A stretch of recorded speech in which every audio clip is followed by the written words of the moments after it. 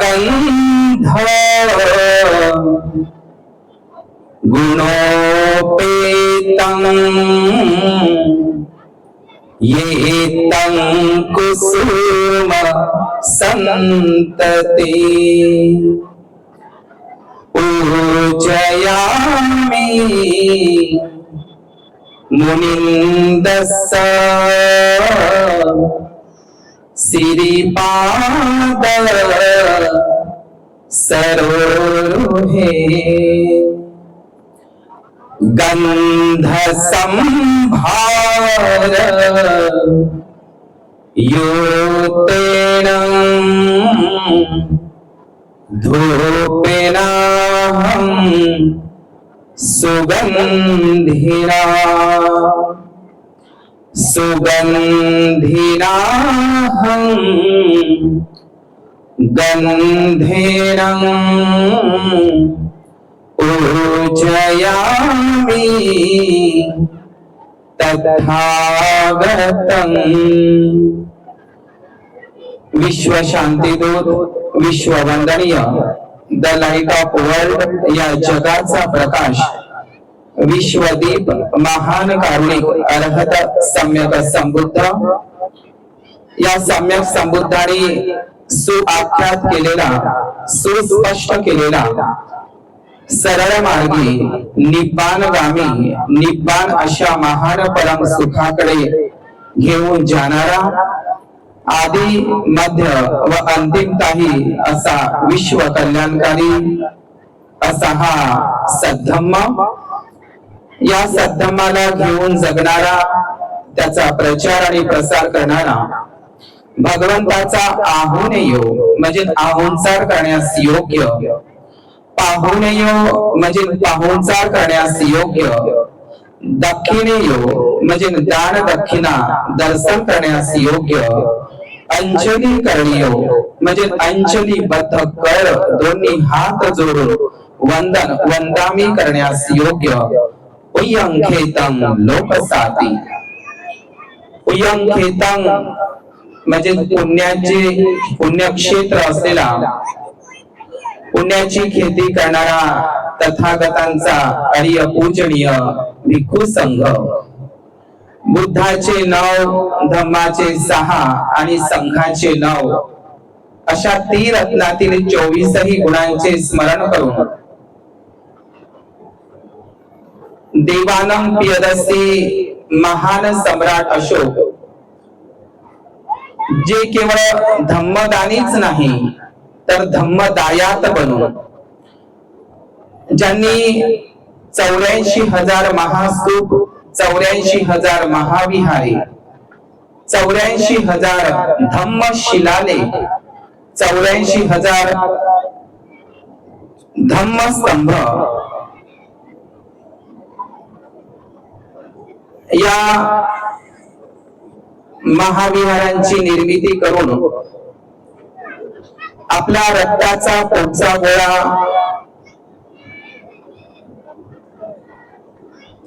महामहेंद्र संघमित्रा, नेपाळला चारुवतीला आणि अनेक अर्हत महास्तवीय भिक्खू आणि भिक्खुनींना देश विदेशामध्ये पाठवून ज्यांनी बौद्ध धर्माचा प्रचार आणि प्रसार केला, असे धम्मदायाद महान सम्राट अशोक मौर्य, ज्या महाराष्ट्रामध्ये जी डॉक्टर बाबासाहेब आंबेडकरांनी बौद्ध धर्माची दीक्षा घेतली, आपण खूप विसरत असतो की ज्या महाराष्ट्रामध्ये खऱ्या अर्थाने मौर्य सम्राट अशोकांच्या नंतर या महाराष्ट्रामध्ये खऱ्या अर्थाने बौद्ध धर्माचा मोठ्या प्रमाणात प्रचार आणि प्रसार करणारे सातवाहन राजे आणि वाकाटक राजे, ज्यांनी संपूर्ण महाराष्ट्रामध्ये आणि इतरही राज्यांमध्ये बौद्ध लेण्यांचं मोठ्या प्रमाणात खोदकाम केलेलं आहे. या सातवाहन बौद्ध नागवंशी राजांचा खूप मोठा वाटा आहे. ज्या महामानवामुळे आमच्या जगण्याला आणि आमच्या मरण्याला सुद्धा एक अर्थ प्राप्त झाला, असं अर्थपूर्ण जगणं आणि असं अर्थपूर्ण मरणं ज्या महामानवामुळे आम्हाला मिळालं ते बोधिसत्व विश्वरत्न डॉक्टर बाबासाहेब आंबेडकर यांच्या धम्मक्रांतीला वंदन. या धम्म मंचावर उपस्थित आदरणीय पूजनीय भदंत डॉक्टर धम्मसेवकजी महातेरो सावंगी वेधनकर, या ठिकाणी आदरणीय पूजनीय भदंत ज्यांना मी पहिल्यांदाच बघत आहो, नाव ऐकलं होतं, सुमन वंदो महातेरो चंद्रपूर, या ठिकाणी ज्यांच्या सहवासात मी खूपदा राहतो, आदरणीय पूजनीय भदंत ज्यांना आम्ही आमच्या परिसरामध्ये भिक्खू जीवनाच्या आधी बघायचो, भदंत भागीरथजी महातेरो कोठरी अरण्यावास बुद्धविहार. आताच नुकतीच ज्यांची भेट झाली नर्मदा नदीच्या तीरावर,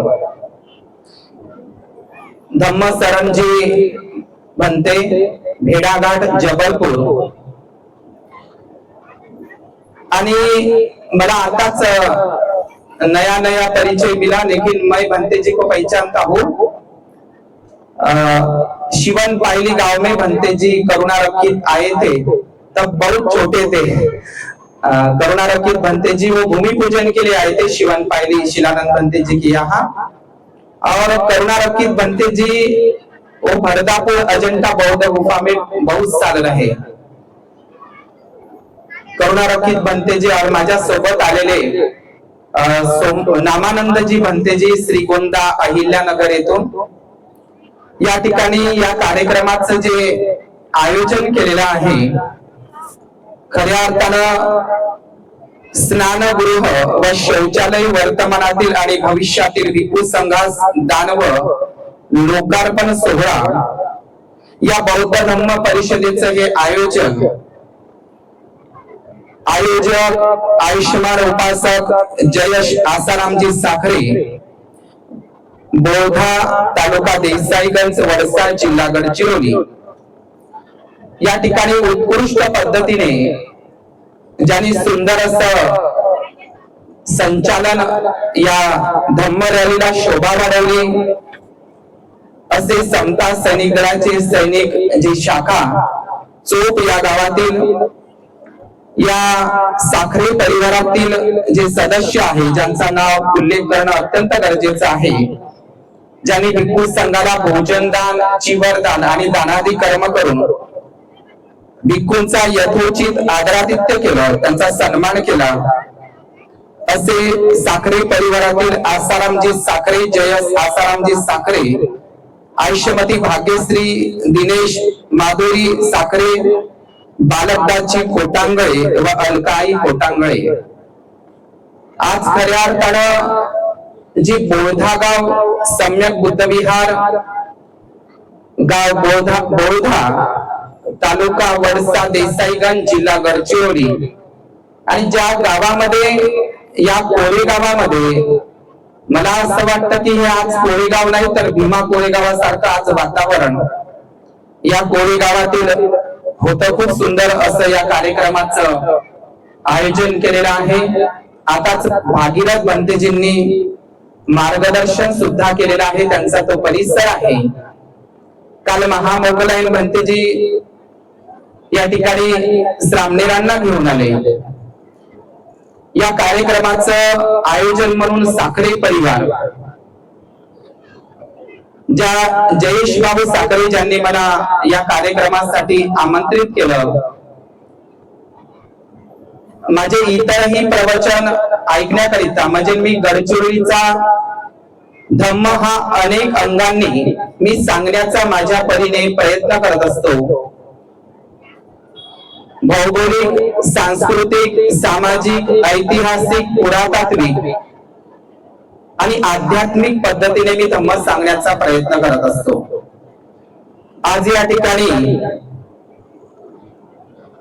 धम्म पदाच्या त्या गाथेने मी माझ्या छोट्याशा धम्मदेशेला सुरुवात करणार आहोत.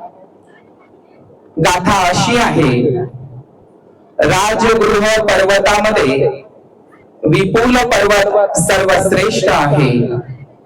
हिमालय पर्वतामध्ये श्वेत पर्वत सर्वश्रेष्ठ आहे, आकाशामध्ये सूर्य सर्वश्रेष्ठ आहे, तारे नक्षत्रांमध्ये चंद्र सर्वश्रेष्ठ आहे, जलाशयामध्ये समुद्र सर्वश्रेष्ठ आहे, त्याचप्रमाणे या देव आणि मनुष्यांमध्ये बुद्ध सर्वश्रेष्ठ आहे.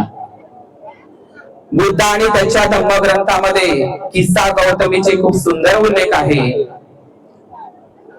की धन्य ती माता जिला सिद्धार्थ गौतम बुद्धासारखा पुत्र जन्मास आला, धन्य ते पिता ज्यांना सिद्धार्थ गौतमासारखा राजरत्न पुत्र जन्मास आला, आणि धन्य ती पत्नी जिला सिद्धार्थ गौतम बुद्धासारखा पती मिळाला.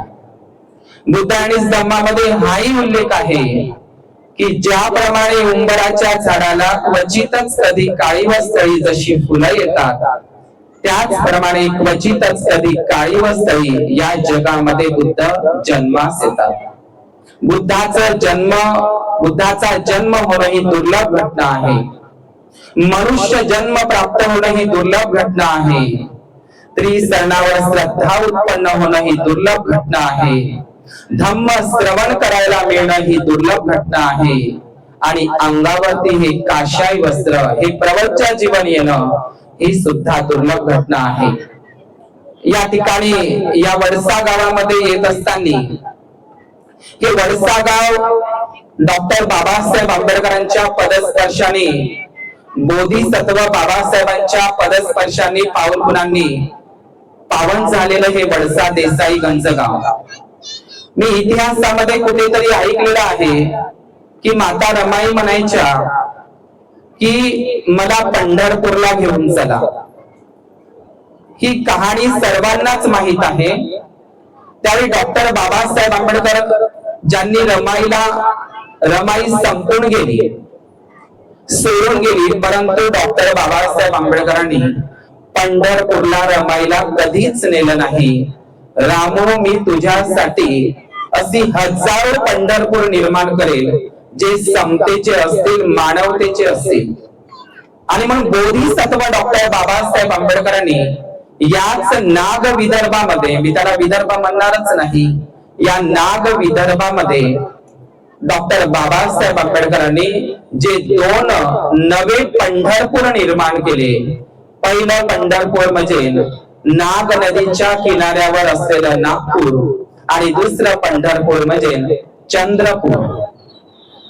आणि मी इतिहासामध्ये वाचत असताना जी तिसरी धम्मदीक्षा डॉक्टर बाबासाहेब आंबेडकरांच्या माध्यमातून या वडशाला देसाई गंजला झालेली आहे.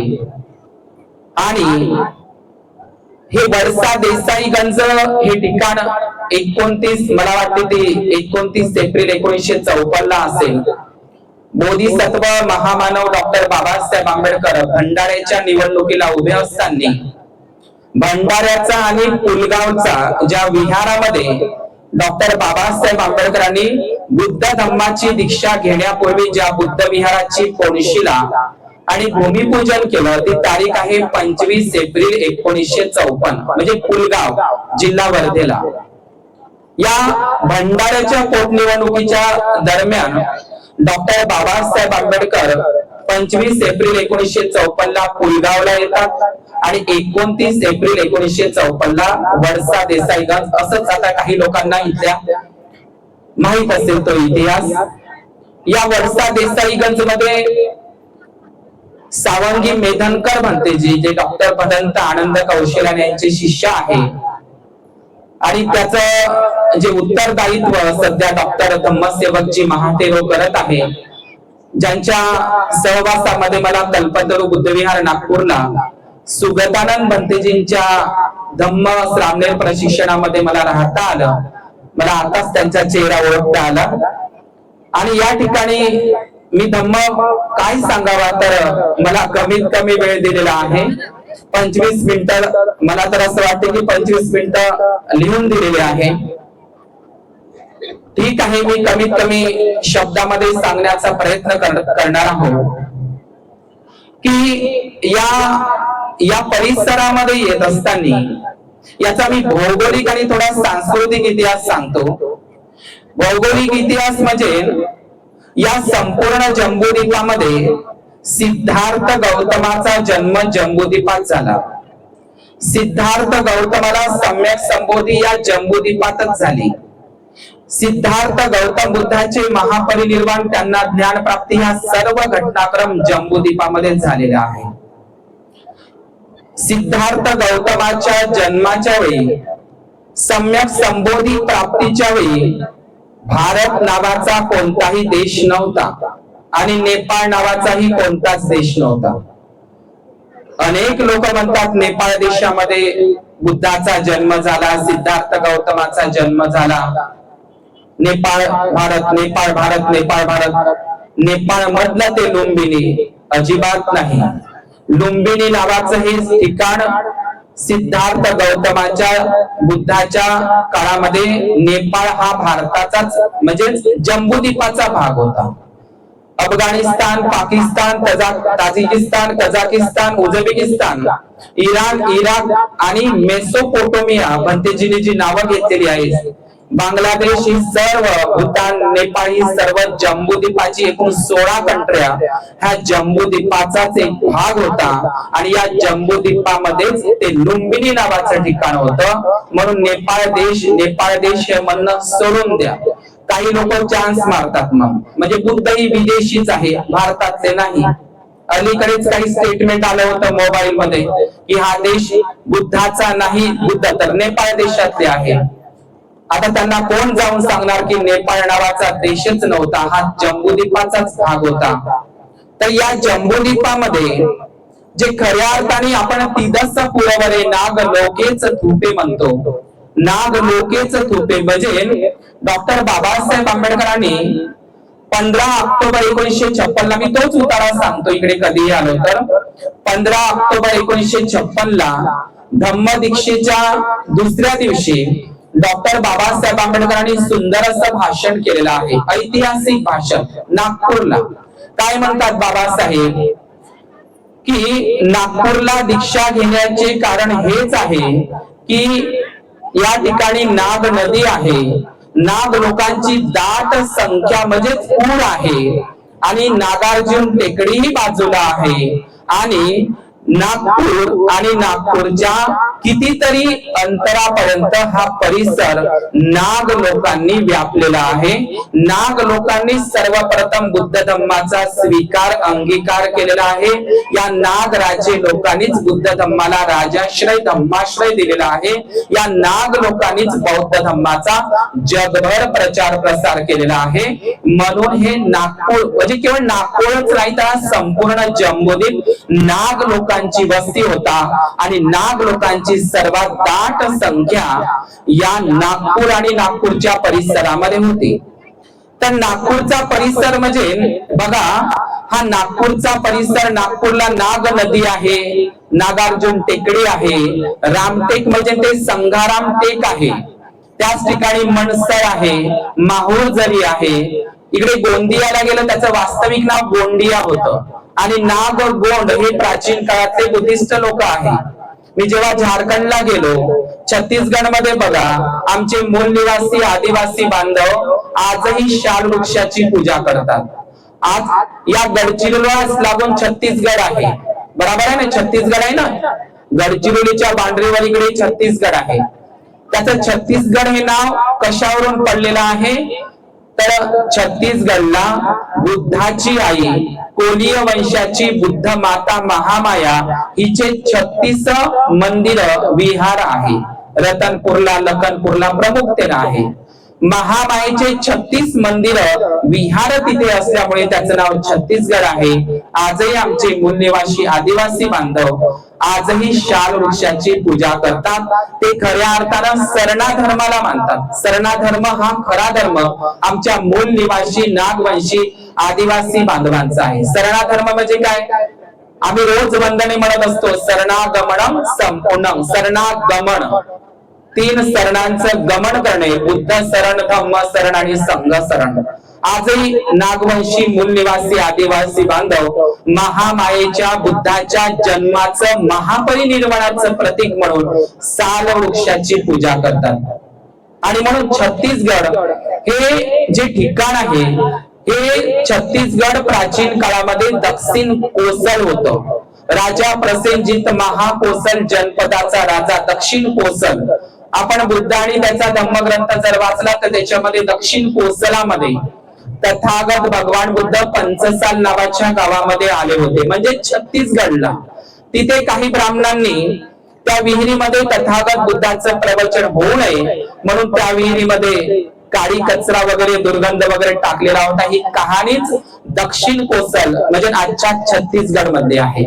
मी तुम्हाला तुमच्या परिसरामध्ये येत असताना डॉक्टर बाबासाहेब आंबेडकर म्हणतात की नागपूर आणि नागपूरच्या कितीतरी दूरपर्यंत नाग लोकांची वस्ती होती. आणि अगस्ती म्हणजे बाबासाहेब त्याच भाषणामध्ये म्हणतात, नागपूरच्या भाषणामध्ये, की अगस्ती नावाच्या एका मुनीने एक नाग मनुष्य वाचवला. म्हणजे बाबासाहेब असं लिहितात की पुराणामध्ये नाग लोकांना जाळण्याचे दाखले पुरावे सापडतात, परंतु त्या नाग मनुष्यांमध्ये एक नाग मनुष्य अगस्ती नावाच्या मुनीने त्या ऋषीने वाचवला, त्याचेच आपण नागवंशज पूर्वज आहोत असं बाबासाहेब 15 ऑक्टोबरच्या भाषणामध्ये म्हणतात. आणि त्याचे पुरावेही दाखलेही आपल्याला दिसतात. म्हणजे नागपूर आणि नागपूरच्या कितीतरी दूरपर्यंत ह्या नाग लोकांची वस्ती होती. म्हणून आपल्या याच वर्षाच्या बाजूला मी जेव्हा रस्त्यानं आलो तेव्हा नागभीड नावाचं ठिकाण आहे. कोणतं? नागभीड. भीड म्हणजे काय? जिथं जास्त गर्दी आहे. नागपूर आणि नागभीड. आता भंतेजींनी, भगीरथ भंतेजींनी सांगितलेलं आहे, नागभीड हे नाव इतकं सुंदर आहे आणि नागभीड हे प्राचीन बौद्ध स्थळ आहे. नागभीडला महान सम्राट अशोकाचा पाली धम्मलिपीमध्ये पाली भाषेतला शिलालेख, अभिलेख, धम्म शिलालेख नागभीडला आहे. आता त्या नागभीडचा जो धम्म शिलालेख आहे तो सध्याला नागपूरच्या अजब बंगला संग्रहालयामध्ये ठेवलेला आहे. आता त्या नागभीडच्या सम्राट अशोकाच्या त्या पाली धम्मलिपी शिलालेखांमध्ये काय लिहिलेलं आहे बघा. नागभीडच्या त्या शिलालेखांमध्ये काय लिहिलेलं होतं, काय सम्राट अशोकाने आज्ञा दिली होती, काय आहे ती नागभीडची आज्ञा.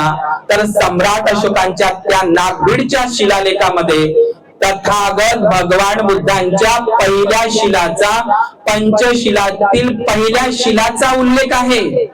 पाणाती पाता वेरमणी सिक्खापदम समादियामी. कालच आमचे धम्मबंधू अमरावतीचे म्हणत होते, भंतेजी आपण पाली धम्मलिपीमध्ये समजून सांगता उपासकांना, तर त्यांना तुम्ही मराठी भावार्थामध्ये समजून सांगितलं पाहिजे, म्हणजे जेमतेम लोकांना ते समजेल. ती खरी गोष्ट आहे, परंतु बुद्ध वंदनेमध्ये मात्र मधामध्ये ते म्हणता येणार नाही. त्या पानाती पाताचा अर्थ काय आहे? पानाती, पानाती, पानाती म्हणजेच प्राण्यांची. निपाता म्हणजे काय? तर वध करणे, हत्या करणे, हिंसा करणे, हनन करणे, काया वाचा मनेनं हत्या करणे.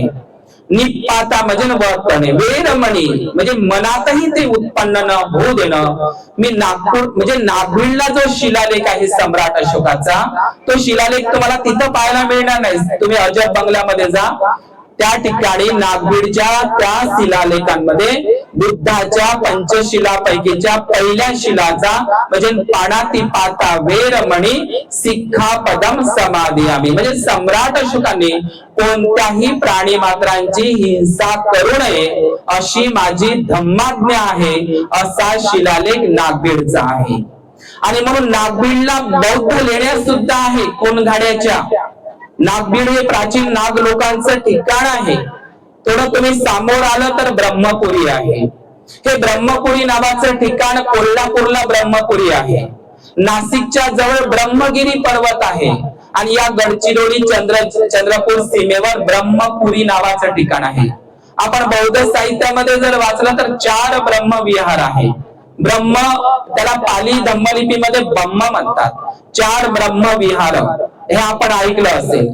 ब्रह्म या शब्दाचाच अर्थ धम्म होतो. धम्मपुरी, बम्मपुरी किंवा धम्मपुरी किंवा बम्मपुरी असा त्याचा समान सारखाच अर्थ आहे. म्हणून ब्रह्मपुरी हे ठिकाण अत्यंत महत्वाचं आहे. आणि डॉक्टर बाबासाहेब आणि बघा या गडचिरोली जिल्ह्यामध्ये येत असताना मी आताच अहेरीला आलो. अहेरीच्या म्हणजे बघा महान सम्राट अशोकांनी जे 84,000 महास्तूप बांधले होते त्याच्यापैकीचे 5 महास्तूप पवनीला भंडाऱ्याला आहे. त्याचं नाव भंडारा का आहे? धम्म ज्ञानाचा भंडारा, धम्म ज्ञानाचे भंडार जिथे आहे म्हणून त्याला भंडारा म्हणतात. आपण ऐकलं असेल की महान सम्राट अशोकांनी श्रीनगर नावाचं जे म्हणजे राजधानी आहे काश्मीरला, सध्याला काश्मीरला श्रीनगर नावाचं हे म्हणजे एक राजधानी आहे काश्मीरची. तुम्ही भंडाऱ्याला पवनीच्या बाजूला श्रीनगर नावाचं गाव आहे छोटस श्रीनगर. या पवनीला लागून असलेलं ईट गाव आहे आणि श्रीनगर आहे. मी पवनीचा इतिहास थोडाफार सांगतो या परिसरामध्ये आल्यामुळे आणि गडचिरोलीचा आणि माझ्या वाणीला विराम देतो. तर या पवनीला चांडकापूर, हरदोलाला आणि सुलेमान टेकडी आणि जगन्नाथ टेकडी आणि आताच एका शेतामध्ये कोदुर्लीला असे एकूण 5 महास्तूप हे बुद्ध पूर्व काळातील आणि मौर्य सातवाहन काळातील पवनीलाच आहे.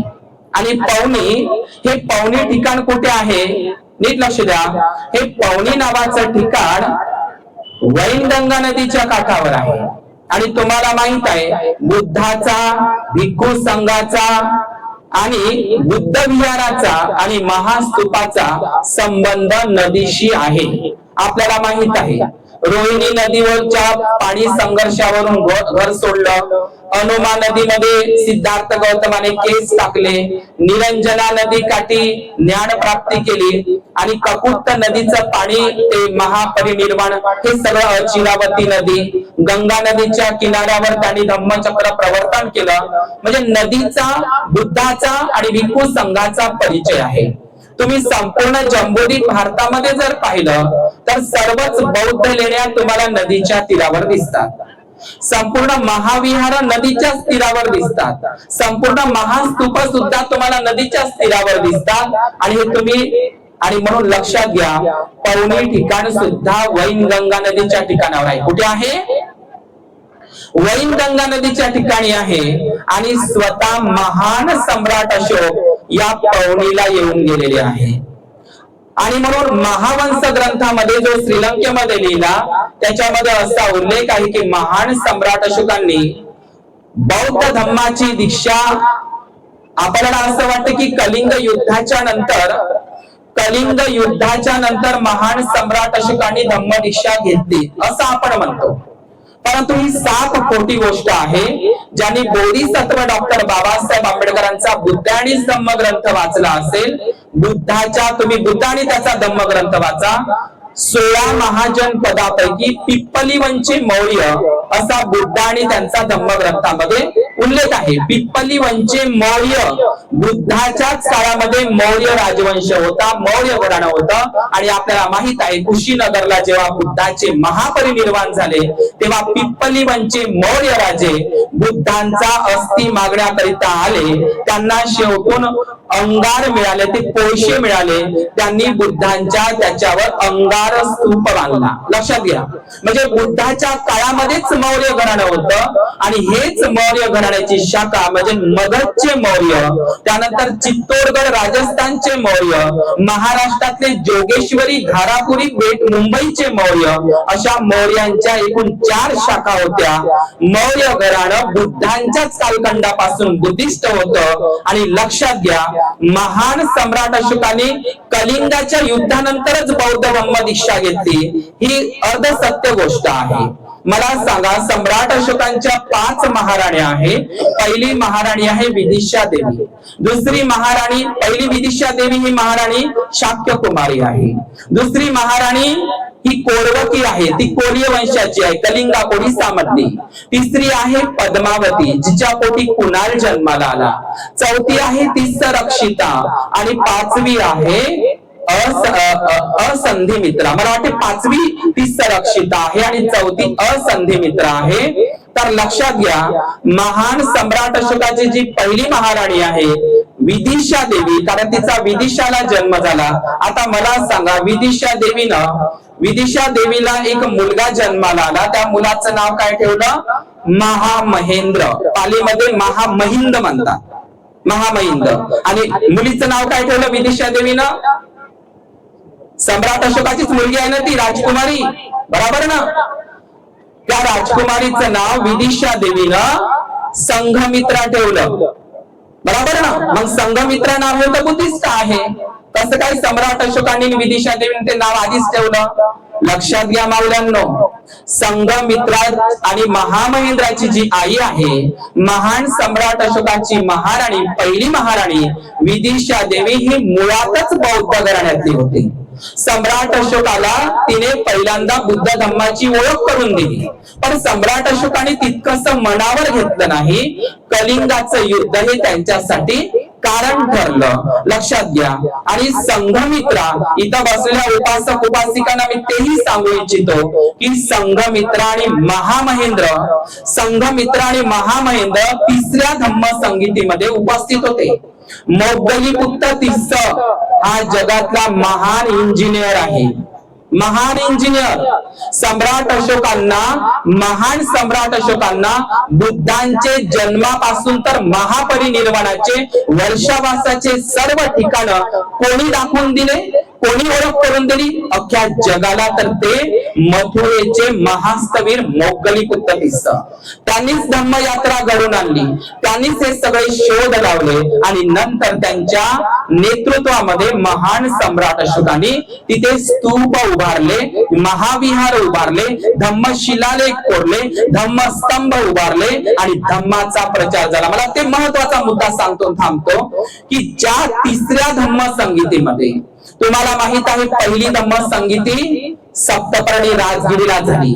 अजातशत्रूंनी त्यांचं आयोजन केलं, महाकाश्यप महास्तवी त्यांचे अध्यक्ष होते. सप्तपर्णी गुफा राजगृह.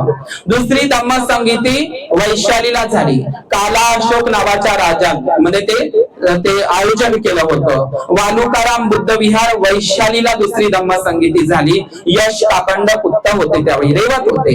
तिसरी धम्म संगीती अत्यंत महत्वाची याच्यासाठी म्हणतो की जगभर बुद्ध धम्माचा प्रचार झाला, तिथूनच बौद्ध भिक्खूंना पाठवण्यात आलं.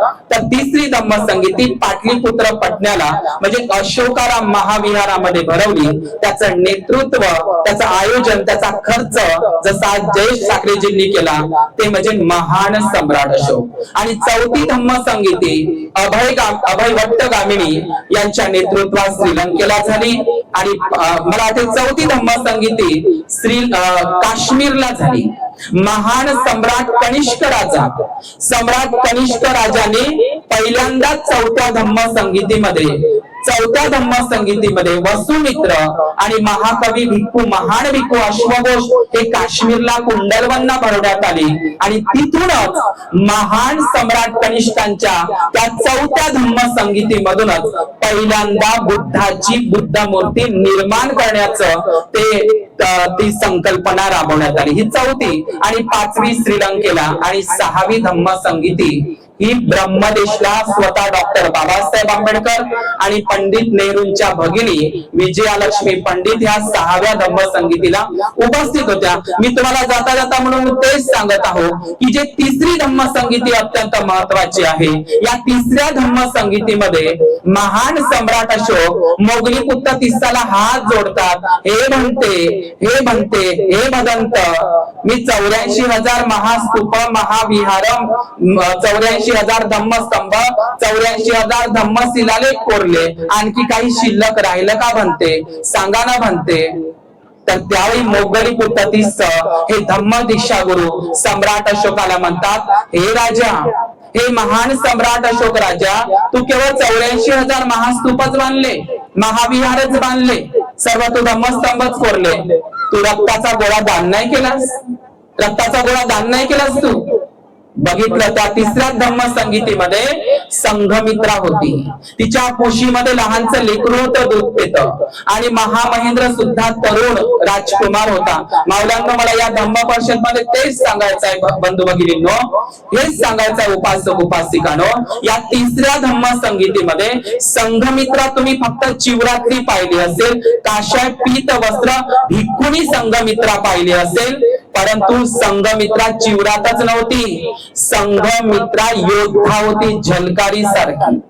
झलकारी सारखी संघमित्राला घोडा पळवता येत होता. युद्ध कला कौशल्य संपूर्ण शिक्षण हे युद्ध कला कौशल्याचं, तलवार चालवणं, घोडा पळवणं, सगळी कला कौशल्य सम्राट अशोकांनी मुलांनाच नाही, म्हणजे महामहेंद्रालाच नाही, तर संघमित्राला सुद्धा शिकवलं होतं.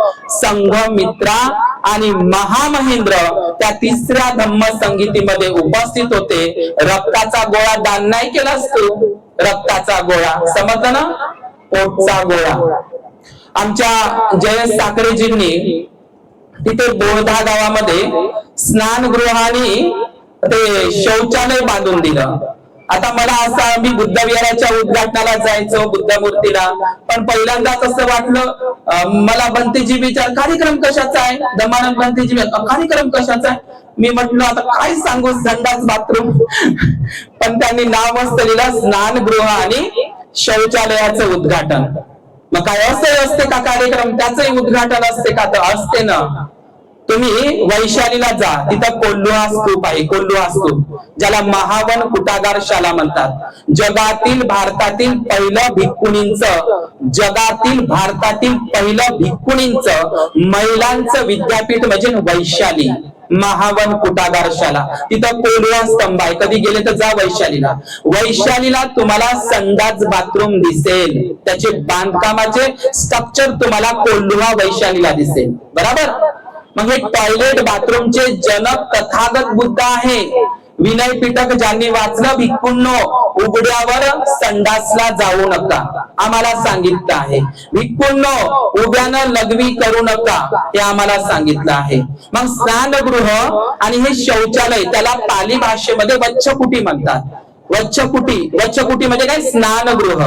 आणि जनता घर म्हणजे काय, संडास, टॉयलेट. टॉयलेटची निर्मिती, टॉयलेटची संकल्पना स्वतः तथागत बुद्धांची आहे, जर तुम्ही विनय पिटकाचं वाचन केलं तर. आणि जिथे जिथे महाविहार होते तिथे तिथे संघाराम होते. आणि तिथे तिथे म्हणजे सम्राट अशोकांनी केवळ महाविहारच नाही, महास्तूपच नाही, तर जिथं जिथं विहार बांधले, विहार वेगळी असतात आणि संघाराम वेगळी असतात, म्हणून त्याला रामदिगी म्हणतात. संघारामगिरी जशी राजगिरी आहे, तर संघारामच्या ठिकाणी राजे महाराजे त्यावेळी धनी श्रेष्ठी सावकार गरीबातला गरीब उपासक जिथे जिथे महाविहार बांधायचा तिथे तिथे स्नानगृह, जनताघर, ते टॉयलेट बाथरूम वगैरे बांधायचा.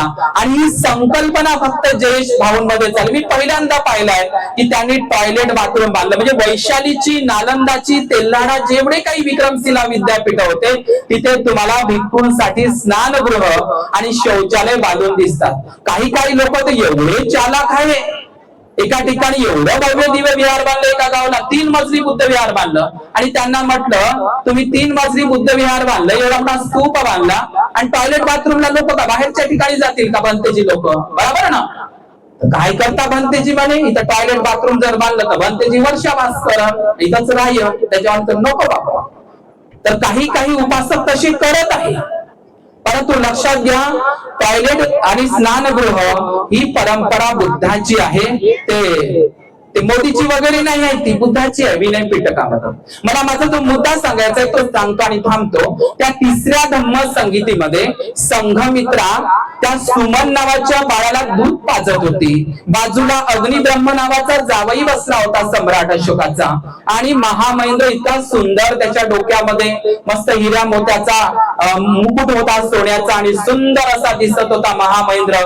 आणि संघमित्रा बसलेली होती, दूध पाजत होती, 3 महिन्याचं लेकरू होतं. त्यावेळी सम्राट अशोक म्हणत आहे त्या तिसऱ्या धम्मसंगीतीत पाटलीपुत्र पटण्याच्या अशोकाराम महाविहारामध्ये, संघमित्रा मोगली पुत्र तिसरा गुरु असं म्हणत आहे, रक्ताचा गोळा पोटचा गोळा दान नाही केला तू. संघमित्रा भिक्खुनी बनत का तू, डोक्यावरचे केस काढत का? पण संघमित्राच्या कुशीमध्ये लेकरू होतं, तिनं म्हणलं असतं बाबा माझं तर लेकरू दूध पित आहे 3 महिन्याचं कुशीमध्ये, आणि मला तर पती आहे अग्निब्रह्म, मी नाही भिक्खुनी बनत, मी भिक्खुनी बनत नाही, डोक्याचे केस काढत नाही, असं म्हणलं का? म्हणलं का? उपासिकांना मला विचारायचंय, म्हणलं का? त्यावेळी तिथेच महामहेंद्र होता. काय महामहेंद्र? तो भिक्खू बनण्यास तयार आहे, प्रवज्य जीवन धारण करण्यास तयार आहे. त्यावेळी महादेव महास्तवीर भिक्खू होते, महादेव अनंत महादेव भिक्खू होते. महामहेंद्राला प्रवज्य देणारे कोण आहे? अर्हत महादेव आहे. लक्षात घ्या, संघमित्राला प्रवज्य देणाऱ्या आयुपाला धम्मपाला नावाच्या 2 भिक्खुणी आहे, बरोबर? तर त्यावेळी मला हेच विचारायचं आहे की संघमित्रा आणि महामहेंद्र हे पटकन सम्राट अशोकाला हो म्हणतात. हो बाबा तुम्ही म्हणत आहे आम्ही भिक्खू आणि भिक्खुनी बनायला तयार आहोत, हो म्हणतात, याचं कारण काय बरं? काऊन पटकन हो म्हणलं? 10 दिवसाच्या शिबिरामध्ये तुम्ही साधे तरुण पोरं, आता कालच महामोगरा बनते जे आले वर्षा तालुक्यामध्ये काही 15 पोरं असतील का? 15 घेऊन आले ते, त्याच्यातही बदमाश. बरं आम्ही म्हणतो तरुण पोरं नका देऊ बापा, ते गुडघे बाटगे तरी द्या, दाताची फणी पडलेले, ते गुडघे सोडायला तयार नाही. आणि भंतेजी तर चांगलेच पाहिजे, आहे का नाही? मग भंतेजी चांगले पाहिजे तर आपले पतिदेव दान केले पाहिजे, आपले गुडघे बाटगे दान केले पाहिजे, आपले लेकरं दान केले पाहिजे, नातू दान केले पाहिजे. कमी छापते आहात का तुम्ही? बरोबर आहे ना? मला हेच म्हणायचं आहे माऊल्यांनो, संघमित्र आणि महामहेंद्र पटकन कशासाठी हो म्हटलं सम्राट अशोकांनी? आम्ही भिक्खुनी बनायला तयार आहे, कारण त्यांच्यावर संस्कार कोणी केले होते लहानपणी? कोणी केले होते? विदिशा देवीनं. कारण ती मुळातच कोण होती? बौद्ध उपासिका होती. संघमित्रा आणि महामहेंद्रावर बुद्ध धम्माचे संस्कार लहानपणापासून म्हणजे वयाच्या 7व्या वर्षापासून विदिशा देवीनंच दिले होते, आणि म्हणून त्यांचं मन पटकन तयार झालं. मला सांगा बरं माहुरांनो, महामहेंद्र भिक्खू नाही बनला असता, नाही बनला असता भिक्खू, तर सांगा बरं महामहेंद्र हा कोण बनला असता? कोण बनला असता जर भिक्खू नाही बनला असता? तर महामहेंद्र नक्कीच कोण बनला असता? जम्बूद्वीपाचा सम्राट राजा बनला असता. आणि कोण्या बापाला, कोण्या सम्राटाला, कोण्या राजाला वाटत नाही माझ्या मुलानं राजगद्दीवर बसावं, राज्य कारभार करावा, मस्त सुखानं राज्य करावं? कोण्या बापाला वाटत नाही? महामहेंद्र राजा झाला असता. बरं राजा म्हणजे अशा तशा भूभागाचा नाही, अख्ख्या जम्बूद्वीपाचा भूभागाचा राजा झाला असता, बरोबर? परंतु लक्षात घ्या, सम्राट अशोकांनी आदर्श कोणाचा घेतला? तथागत बुद्धाचा, मोगलीपुत्र तिस्सान करून. कोणता आदर्श? राहुल हा जर भिक्खू बनला नसता, राहुल भिक्खू बनला नसता तर तो कपिलवस्तूचा राजा बनला असता, बरोबर का नाही? लोकांनी काय म्हणलं असतं त्यांना? राहुल राजा, पण कुठला? फक्त कपिलवस्तूचा. पण महामहेंद्र अख्ख्या जम्बूद्वीप भारताचा राजा. कोणाला आवडत नाही? पण सिद्धार्थ गौतमांनी जे निधिखंड सूक्तामध्ये सांगितलं आहे की आपली धनसंपत्ती ही विनाशी धनसंपत्ती चोरीला जाते, नष्ट होते, त्याचे हिस्सेदार येतात, पण अविनाशी धम्माचा वारसाचे ती चोरीला जात नाही, नष्ट होत नाही, त्याचे वारसदार पुढे येत नाही. आणि म्हणून लक्षात घ्या, सम्राट अशोकांना राहुलाला कपिलवस्तूचा राजा न बनवता त्याला भिक्खू बनवलं. त्याचप्रमाणे सम्राट अशोकांनी जम्बूद्वीप भारताचा महामहेंद्राला राजा न बनवता भिक्खू बनवलं. आणि लक्षात घ्या, मुलांमध्येच नाही तर मुलीला सुद्धा, आणि इथे उपस्थित असलेल्या उपासक उपासिकांना मी तेच म्हणतो, जगामध्ये 7 समुद्राच्या पलीकडे काही उपासिका इथून इकडे येत नाही, ऊन लागते, विहारात जात नाही. या कोरेगावला 3 बुद्ध विहार आहे. मला असं वाटतं 3 ठिकाण कांबीगडाच आहे का? 3 विहार म्हटल्याबरोबर, बरोबर ना? विहार नाव आहे का बाबा? कोरेगाव बंद विहार पोरं, वर्षावासात पोरं, बुद्ध पौर्णिमेला पोरं, बरोबर आहे का नाही? तर हे संघमित्र आणि महामहेंद्रावर वयाच्या 7 वर्षापासून संस्कार विदिशा देवीने केले. राहुल किती वर्षात भिक्खू बनला सांगा बरं? 7 वर्षामध्ये. शिवली अग्रशिवली किती वर्षात भिक्खू बनला? 7 वर्षामध्ये. तथागतांची महाउपासिका मिगार माता विशाखा किती वर्षात स्वतःपन्न झाली? उपासिका झाली. असंच महाउपासिका म्हणत नाही, महाउपासिका एकच झाली विशाखा. आणि किती वर्षापासून संस्कार दिले होते? मेंढक श्रेष्ठीनं, धनंजय श्रेष्ठीनं, सुमणा देवी किती वर्षात? वयाच्या 7व्या वर्षापासून. आणि नागसेन भिक्खू किती वर्षात बनला? वयाच्या 7व्याच वर्षापासून. आणि म्हणजे 7 वर्षाचं वय अत्यंत महत्वाचं आहे. आणि तुम्ही 7 वर्षाचे लेकरं घरी ठेवले आणि इथं आले आहे. लक्षात घ्या, 7 वर्षाचे लेकर. इथं बसलेले आमच्या आता ते अमरावतीचे उपासक आहे, समता सनिग्धरांचे आमचे प्रबोधन करते, भारतीय बौद्ध महासभेचे प्रबोधन करते, त्रिरत्न बौद्ध महासभेचे प्रबोधन करते, अनेक संघटनेचे प्रबोधन करते आणि भंतेजी त्याच्यामध्ये. हे सगळेच लोक बोलतात तरुण पोरं दिसत नाही, तरुण पोरी दिसत नाही. धम्म परिषद पा, बुद्ध विहार पा, कुठेही पा, धम्म परिषद मध्ये तरुण मुलं दिसत नाही, तरुण मुली दिसत नाही, तरुण मुलं दिसत नाही, तरुण. आम्ही हे गाणं वाजवत आहोत. पण तुम्ही स्वतः विचार करा, इथे तुम्ही तरुण मुलगा दिसत नाही. बरं, प्रवचन करणारे बोलते, बरं बोलते, माईकवर बोलते ना, काय बोलते? तरुण मुलगा धम्म परिषद दिसत नाही, बुद्ध विहारात दिसत नाही, तरुण पोरं धम्माकडे दिसत नाही, विहाराकडे दिसत नाही. त्या प्रबोधन करत्या वक्त्यालाच माझा प्रश्न आहे की तुझा मुलगा कुठं आहे बापू? मग तुझी मुलगी तिकडे मस्त ट्युशनले, बरोबर ना? मी एकच व्यक्ती पाहिला अहिल्यानगर मध्ये, तेलतुंबडे साहेब माझ्या बाजूला बसून आहे, म्हणते स्वतःच्या मुलाला आणि स्वतःच्या मुलीला स्वतःची कार घेतात, पेट्रोल टाकतात आणि स्वतः ते प्रचार करतात मुलांना घेऊन. आणि आम्ही काय सांगत आहोत? मोठ्या मोठ्याने सांगतो. म्हणजे आपले पोरं तिकडे ठेवायचे, मुली तिकडे ठेवायच्या, चांगल्या ट्युशनला, तिकडे चांगल्या द्यायच्या, चांगल्या घरी, आणि गरिबांच्या लेकरांनी धम्मा ऐकायचा. असंच का? बोलणं मोठं सोपं जाते, लक्षात घ्या. म्हणून इथं बसलेल्या उपासक उपासिकांना या धम्म परिषदेचं तेव्हाच सफल होईल, त्या धम्म परिषदेचं तेव्हाच महत्व वाढेल. इथं बसल्या कोणाचा तरुण मुलगा आणि कोणाच्या तरुण मुलं इकडे तिकडे पहा बरं, पहा ना इकडल्या बा, एकाने तर एक तर असतात ना, एक मुलगी आणि एक मुलगा असतात. मग कोणाचे तरुण मुलं दिसत नाही धम्म, आपण असं म्हणत आहोत. पण इथं बसल्या प्रत्येक बाईनं आणि प्रत्येक माणसानं असं विचार करा की माझा मुलगा आणि माझी मुलगी मी धम्म परिषदेला आग्रहानं आणली पाहिजे. 100 बाया 10 बाया आपण आजूबाजूच्या जमा करतो धम्म परिषदेला, येतातही त्या तुमच्या फोनवर. पण स्वतःच्या मुलाला आणि स्वतःच्या मुलीला तुम्ही आणू शकले का? इतक्या वर्षापासून अजिबात आणू शकले नाही. आणि म्हणून काहीही फायदा होणार नाही धम्म परिषदचा. कारण बाबासाहेब म्हणतात जुन्या पिढीपेक्षा नव्या पिढीला धम्माची जास्त गरज आहे. बाबासाहेब असं म्हणतात की नवी पिढी जर धम्म मार्गावर आणायची असेल, बाबासाहेबांचं वाक्य आहे, नवीन पिढी, तरुण पिढी जर धम्म मार्गावर आणायची असेल तर सर्वप्रथम त्यांच्या माता पित्यांनी धम्म मार्गावर असलं पाहिजे. बरोबर आहे का नाही? बाबासाहेबांचं वाक्य. म्हणून इथं बसल्या उपासक उपासकाला तेच सांगत आहोत की आपण आपल्या मुलांना मुलींना धम्म परिषदेमध्ये आणलं पाहिजे, आग्रहानं आणलं पाहिजे. पण तुम्ही तसं करणार नाही. किती मुजर आहात. आता रिसेप्शन असू द्या, डीजे असू द्या, कवाल्या असू द्या, तो तुम्हाला तुमचा तरुण मुलगा तिथं दिसते, परिवारासहित रिसेप्शन मध्ये जातो. पण धम्माची गरज त्याला आहे, त्याला तुम्ही उपाशी ठेवता आणि इथेच आपण चुकतो. आणि अशा पद्धतीनं आज तरुण पिढी भरकटलेली आहे. भंतेजीनं मगाशी सांगितलंय, कुलसुत्ताचं उदाहरण दिलं आहे.